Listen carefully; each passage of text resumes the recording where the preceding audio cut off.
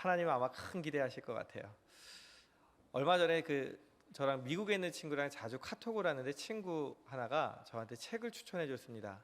자기 담임 목사님 쓰셨다는 책인데 제목이 Not a Pen이라고 되어 있어요. 펜이 아니라는 뜻이죠. 근데 우리나라 제목으로는 펜입니까 제자입니까? 그런 책으로 이제 번역이 되어 있습니다. 책을 사지는 못하고 이제 요약으로 되어 있는 것만 일단 읽어봤거든요. 이제 사보려고 지금 준비를 하고 있는데 거기 보면 이제 두 가지가 있어요. 교회 안에 두 종류의 사람이 있다고 얘기합니다. 하나는 펜이고 하나는 제자라고 얘기합니다. 펜과 제자에 대해서 이제 좀 이따 설명을 드리고, 근데 제가 그 요약본을 읽으면서 들었던 생각이 아니다, 교회 안에는 세 가지 종류의 사람이 있는 것 같다라는 생각이 들었어요.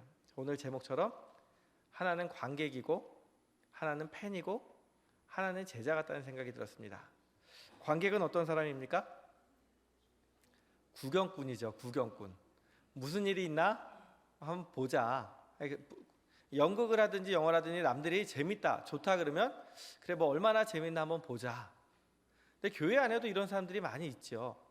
억지로 부모님 손에 끌려 나오는 사람들, 배우자 손에 끌려 나오는 사람들, 또한 자녀들 손에 이끌려서 할 수 없이 교회는 나와서 앉아 있는데 하나님에 대한 열정도 없고 사랑도 없고 교회가 뭔지도 잘 모르겠고.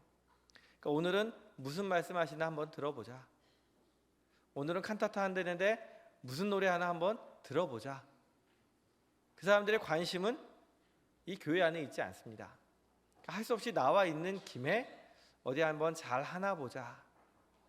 오랫동안 교회를 다녔어도 이런 사람들은 관객의 수준을 벗어나지 않습니다.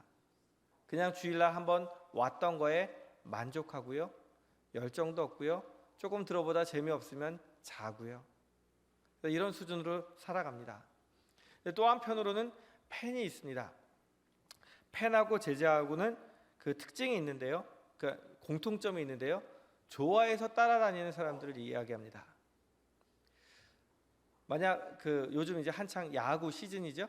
축구 시즌이고 좋아하는 팀이 있어요. 팬들이 어떻게 합니까? 그 구단에서 파는 옷도, 선수들의 옷도, 유니폼도 사서 입고 얼굴에 페이스 페인팅도 하고 경기가 있으면 찾아가서 아주 열정적으로 응원을 합니다. 근데 그 응원을 할 때 있어서 구단이 필요하다 그러면, 자기가 좋아하는 스타 플레이어가 필요하다고 하면 때때로는 많은 것들을 공급하기도 합니다. 그런데 이 팬의 특징은 제자하고 다른 특징이 있습니다. 무엇이냐면 내가 그 사람들을 열심히 응원하고 좋아하고 환영하고 물질적으로 도와주지만 함께 내려가서 뛰지 않습니다. 그렇죠? 팬이 운동선수하고 같이 뛰는 거 보셨어요? 함께 내려가서 뛰거나 땀을 흘리거나 같이 밥을 먹거나 하지 않아요. 그냥 보면서 즐기면서 응원합니다. 그런데 자기가 응원하는 팀이, 또한 응원하는 선수가 잘 하지 못하면 어떻게 됩니까? 마음이 떠나죠. 그 마음이 떠나면서부터 이제 다른 것들을 좋아하게 되고 그것을 버리게 되죠. 교회 안에도 마찬가지인 건데 처음에는 열심을 내고 품고 이것저것 열심히 하지만 내가 생각한 거와 다르면, 하나님 말씀이 들린다고 들리는데 내 기준과 다르면 많은 사람들이 실망하고 떠나갑니다. 때때로는 교회가 사랑이 없다고 불평만 하죠. 예수 그리스도를 주라고 전하라고 이야기한다면 누군가 하겠지, 나는 아니야. 그리고 기독교 문화를 즐기고요, 교회 안에 와서 인정받는 것을 즐기고요, 뭔가 교회 안에서 서로 사랑하는 분위기를 즐기고요, 내가 즐기기는 하지만 하나님만이 전부라고 생각하지는 않습니다. 누구를 위해서 신앙생활을 하냐면 나를 위해서 신앙생활을 하지, 하나님을 위해서 헌신하거나 하나님 때문에 내가 싫어도 하겠다라는 마음은 없는 것이 펜입니다. 그래서 펜과 제자를 구분한다면 펜은 자기를 위해 예수님을 믿고 따르는 사람이지만 제자는 예수님을 위해 예수님을 믿고 따르는 사람이 제자입니다. 그럼 제자는 어떤 사람일까요? 사전적으로 보면 지식이나 덕을 갖춘 사람으로부터 가르침을 받는 사람, 혹은 누군가와 함께 어디로 같이 가는 사람, 이런 사람을 제자라고 합니다. 제자는요, 선생님과 함께 모든 것을 같이 합니다. 영어로는 마스터라고 이야기하고 독일어로는 마이스터란 말이 있습니다. 주인이라는 뜻도 있지만 한 분야에서 성공한 사람을 이야기합니다. 그래서 그런 사람들을 명인이라고 부르기도 하고 장인이라고 부르기도 하고 대가라고 부르기도 합니다. 그래서 옛날 중세 유럽 시대에 보면 이 도제 제도가 있어요. 제자를 기르는 제도가 있어요. 어떤 스승님이 있으면 오늘날처럼 학교로 불러다가 지식을 가르치는 게 아니에요. 쭉 모아놓고 이거는 이렇게 해야 돼 저렇게 해야 돼 가르치고 집에 돌려보내는 것이 아니라 그 스승님 밑에 들어가서 몇 년 동안, 길게는 몇십 년 동안 먹고 자고 하면서 그의 모든 것을 배우고 전수받습니다. 이건 기술뿐만이 아니라 지식 역시도 마찬가지죠. 그 밑에서 스승과 똑같아지는 사람을 도제라고 부르고 그걸 가르치는 사람을 마스터 또는 마이스터라고 부릅니다. 근데 여기서 중요한 것은 무엇이냐면 함께 산다는 거예요. 우리는 누구와 함께 살고 있습니까? 예수님이 어느 날 제자들 찾아오셔서 부르셨어요. 그렇죠? 제자들 뭐 하고 있었어요? 일하고 있었어요. 고기 잡는 일하고 세관에서 일하고 있었어요. 근데 어느 날 갑자기 예수님 오시더니 나를 따르라 하시는 거예요.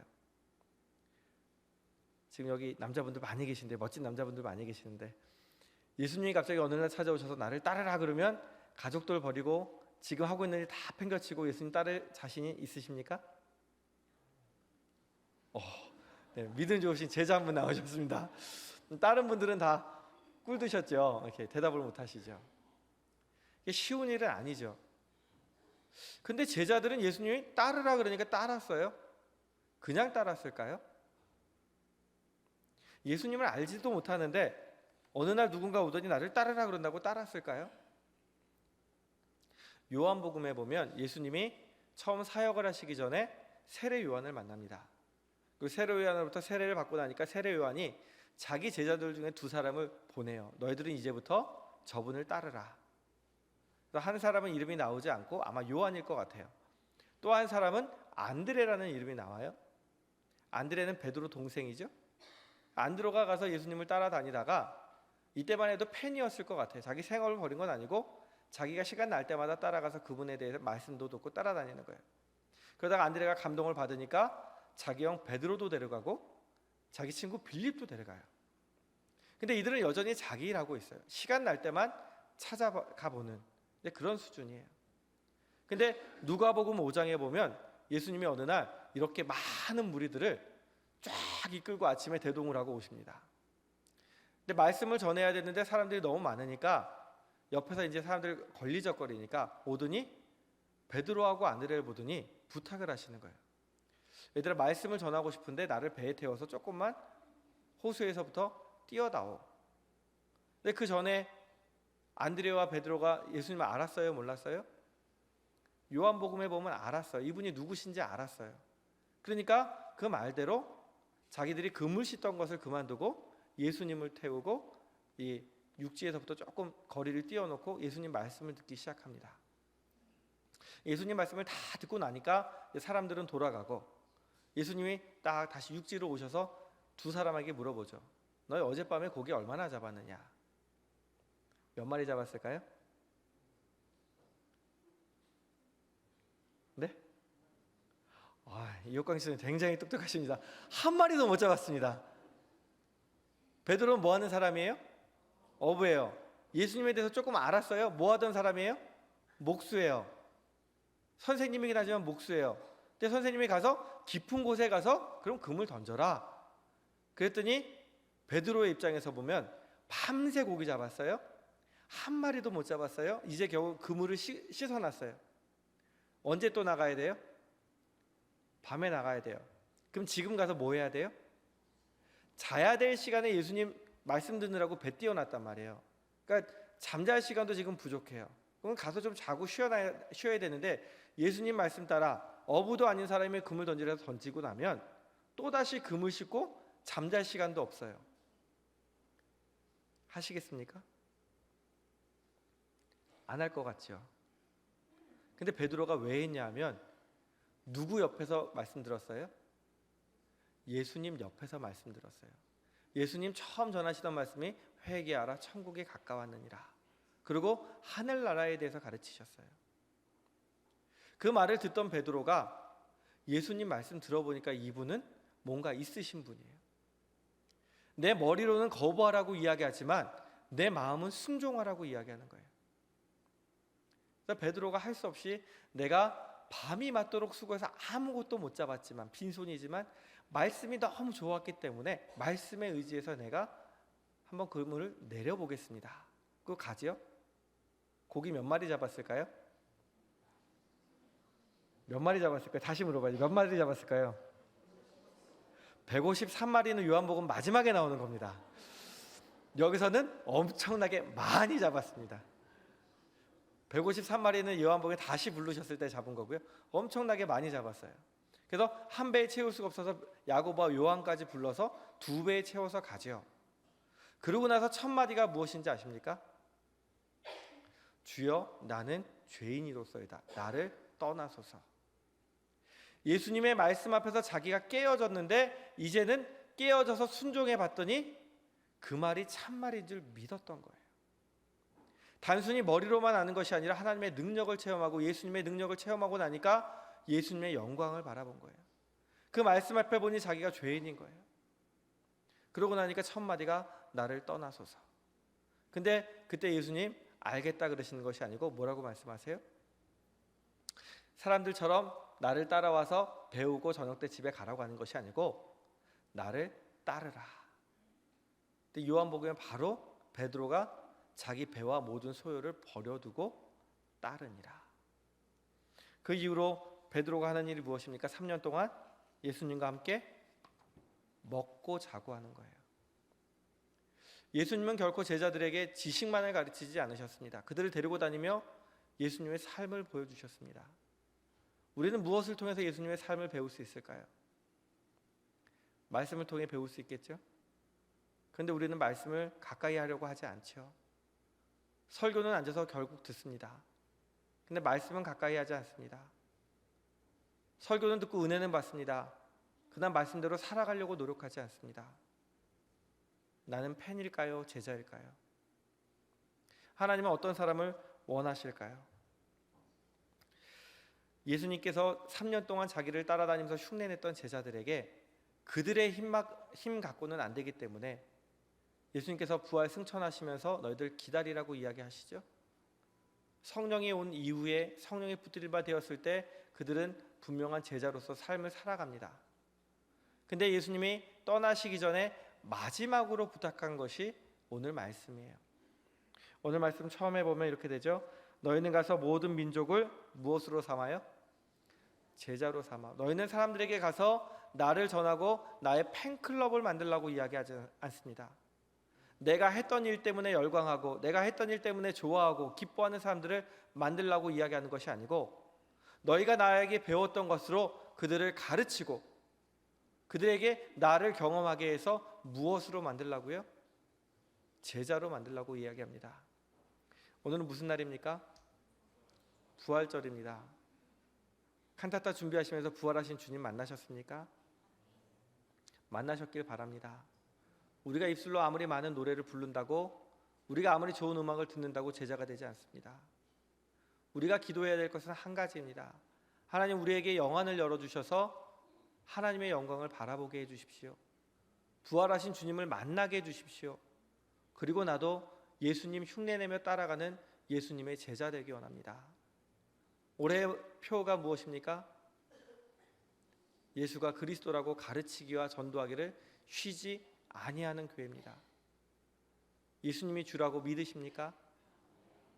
가르치고 계십니까? 전도하고 계십니까? 믿기는 하시는데 왜 가르치기와 전도하기 위해서 아멘이 없습니까? 우리가 하나님 앞에서 정말 제자의 삶을 살아가기 원합니다. 하나님께서는 너희는 가서 팬클럽 만들라고 얘기하지 않으셨고요. 제자를 만들라고 얘기하시는데 그것은 나에게 하시는 말씀입니다. 우리가 정말 예수님 영안을 열어서 예수님의 영광을 바라보고 예수님의 그리스도이심을 가르치는 자가 되기 원하고 우리가 예수가 그리스도이심을 전파하는 자가 되기를 하나님께서 원하고 계시고요.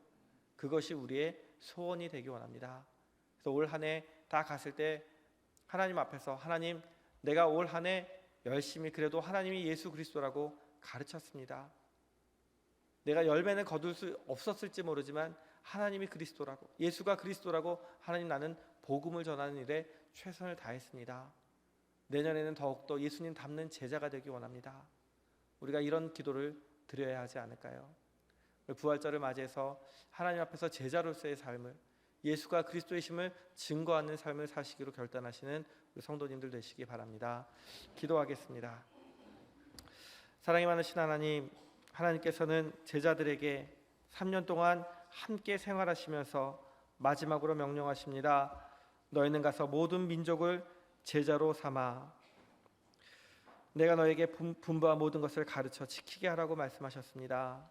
하나님, 올 한 해 표대로 예수님이 가르쳐 주신 것을 우리가 깨닫게 하시고 예수님의 영광을 바라보게 하시고 그것을 증거하는 삶을 살아가는 예수님의 제자가 될 수 있도록 하나님 인도하여 주옵소서. 우리의 모습 이대로는 부족합니다. 성령 하나님 우리에게 임재하여 주시옵시고 하나님의 능력을 부어주셔서 우리의 마음이 예수님을 전하지 않고는 견딜 수 없도록 하나님 뜨거운 영혼을 하나님 허락하여 주옵소서.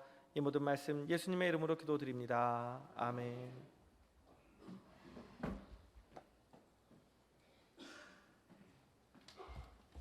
교회 소식 전합니다. 주보 참고해 주시고